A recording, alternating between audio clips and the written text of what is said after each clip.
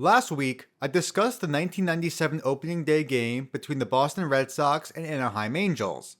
In short, the Red Sox pulled off one of the most improbable comebacks in baseball history.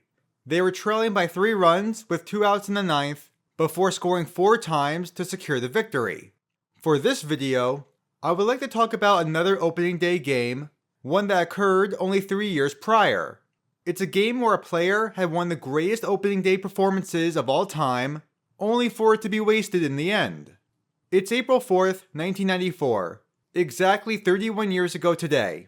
The New York Mets are on the road to face the Chicago Cubs in the first game of the season. Entering 1994, expectations were different for both clubs. The Mets were coming off one of the worst years in their franchise history, finishing with the most losses across Major League Baseball. To say they had expectations would be misleading. As for the Cubs, they were coming off a decent 84-78 record in 1993, good enough for 4th place in the division. While that may seem pedestrian, it was their first winning record in 4 years. From what I found, most writers predicted another 4th place finish for Chicago, but hey, you never know. They didn't lose any notable players, and if anything, they added depth to the roster. They signed outfielder Glenn Allen Hill in free agency, and were getting back shortstop Sean Dunston from an injury that sidelined him in 1993. However, one acquisition that would pay dividends for this game was the trade they made for center fielder Tuffy Rhodes.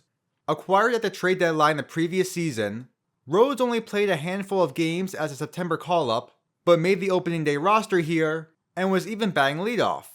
Who exactly is this player, you're wondering? Tuffy Rhodes was an outfielder who played in Major League Baseball for 6 seasons from 1990 to 1995. He played for 3 teams, the Houston Astros, Chicago Cubs, and Boston Red Sox. He was mostly used as a bench player or in a platoon, as he only has 675 plate appearances across 225 games in the big leagues.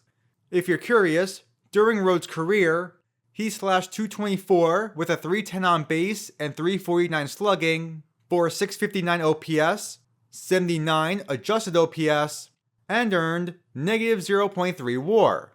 Not the most memorable career. However, Rhodes found massive success outside of America as he had one of the greatest foreign baseball careers of all time. I won't be getting into it, but while playing in Japan, he tied the single-season home run record and wound up hitting over 460 home runs in Japanese professional baseball.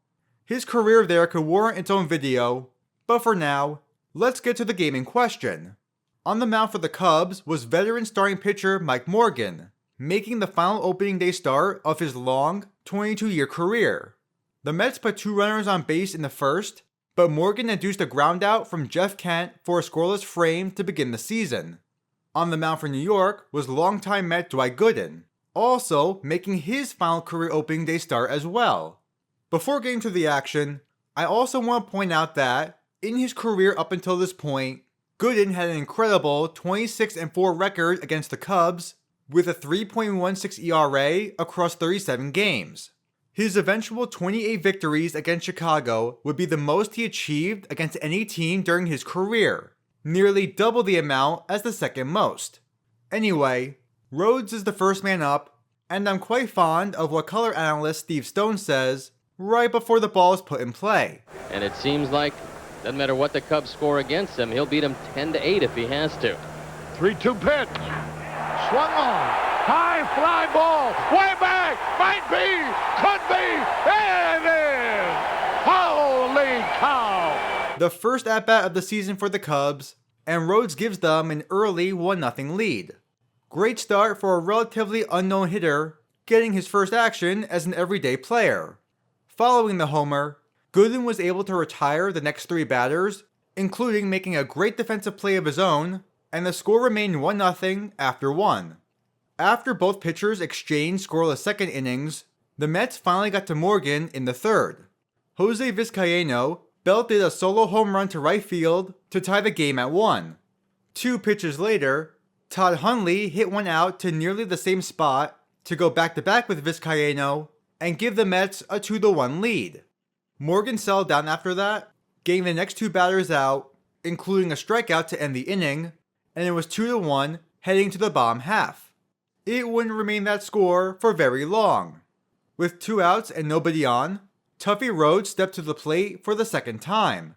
On a 3-1 count, he blasted the pitch into left center field once again for his second homer of the afternoon. 2 at-bats, 2 home runs to tie the game at 2 apiece.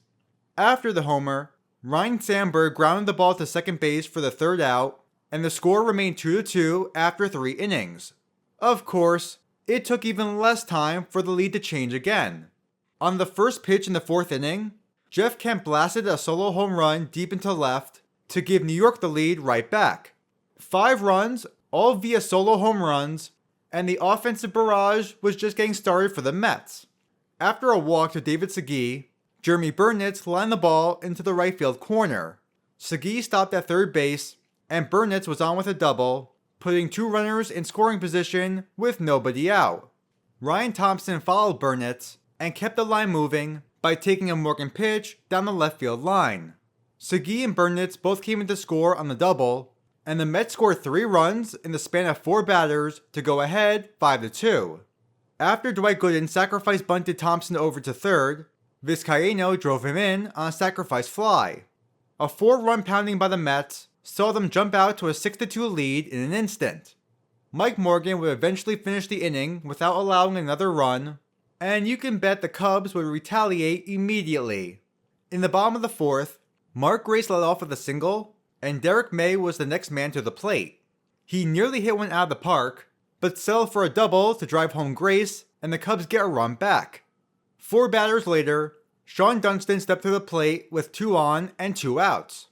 He hit a high fly ball into deep left center field that probably should have been caught, but it fell between the outfielders. Both runners came in to score, and Dunston was on second base with a double. A seesaw affair so far in Chicago. First the Cubs took the lead, then the Mets. The Cubs tied it before the Mets exploded for 4 runs, only for the Cubs to get right back in it. The next batter, Eddie Zambrano, would strike out to end the inning, and it's now 6-5 heading to the 5th. A new pitcher came in for Chicago here, a reliever by the name of Blaze Isley. If I may discuss this pitcher for a moment, I'm going to guess that nobody here remembers Isley.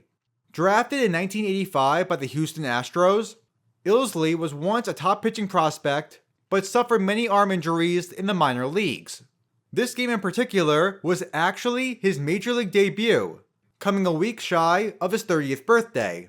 It was the first of just 10 career games for him, which all came in 1994.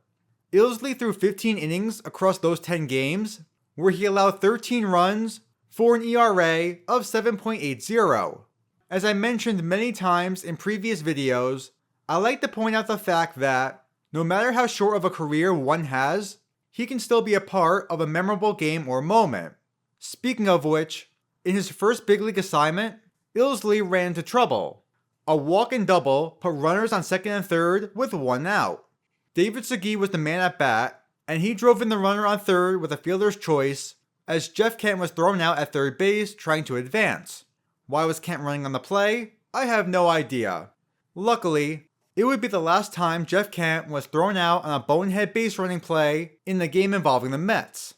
Moving along, with 2 outs now, New York didn't go away quietly. A walk and single load the bases for Dwight Gooden. Why didn't someone pinch hit here? Again, no idea.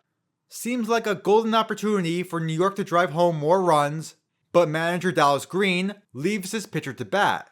I wouldn't have done that, but then again, I'm no big league manager, because this is what Gooden did. It's got to be an emotional appearance for him. And there's a base hit into right field for Gooden. Segui scores. Now they wave around Burnitz. Here's a throw way offline. And Doc Gooden, with the bases loaded 2-run single, has added to this New York lead. Add 2 more runs, and the Mets have erased the damage from an inning prior, and once again, go up 4 runs. After the single, Isley got Vizcaino caught looking, and heading to the bottom of the 5th, New York led by a score of 9-5. Due to bat first here was Tuffy Rhodes, and you can probably guess what happened. That's what the doctor ordered. And there's the drive. Way back. Oh, Oh my goodness, Rhodes, 3 home runs! 3 at-bats, 3 home runs.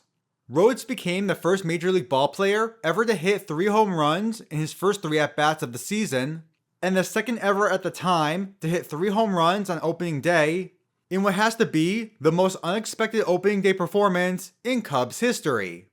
Entering 1994, Rhodes only had 322 plate appearances at the big league level, where he hit a grand total of 5 home runs. His journey to this moment is nothing short of remarkable. His first 2 seasons in the big leagues saw inconsistent playing time, sharing starting roles with other players. He barely appeared at all in 1992 and was released by the Astros 2 weeks into the 1993 season. He signed a minor league deal with the Kansas City Royals shortly after and had to work his way back up from the minor leagues.